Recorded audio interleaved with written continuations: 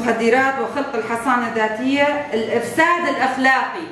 العدو يقوم ببذل كل جهوده وطاقاته للإيقاع بالمرأة أولا، ومن حولها فتنتشر الشبكات التي يعتمد عليها العدو في صنع شبكات التجسس وخلق الفتنة والتأثير على مراكز القرار.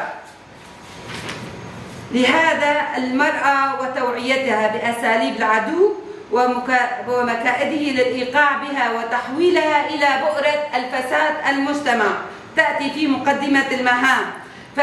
فلهذا فإن تدريب المرأة وتوعيتها بدورها الرئيسي في المجتمع وتنظيم صفوفها وتدريبها تأتي في مقدمة مهام حرب الشعب الثورية.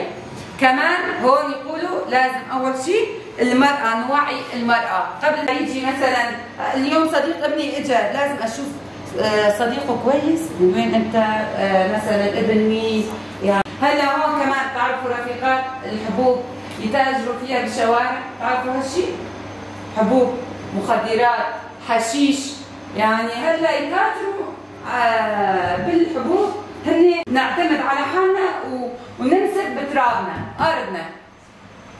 نحن واجبنا انه نحمي ارضنا قبل كل شيء. من معلومات بين الحارات، بين حدا اي معلومه لو صغيره كمان لا تستهينوا فيها. اهم شيء النساء من صغارها لكبارها، اي نوع كمان السن، يعني حتى الاولاد الصغار كمان يقدروا يساعدنا.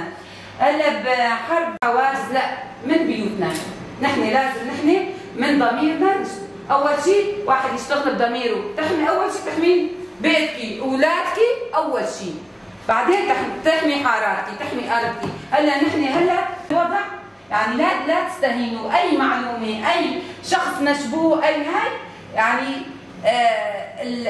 الرفاق يعني يستفادوا من هالمعلومات.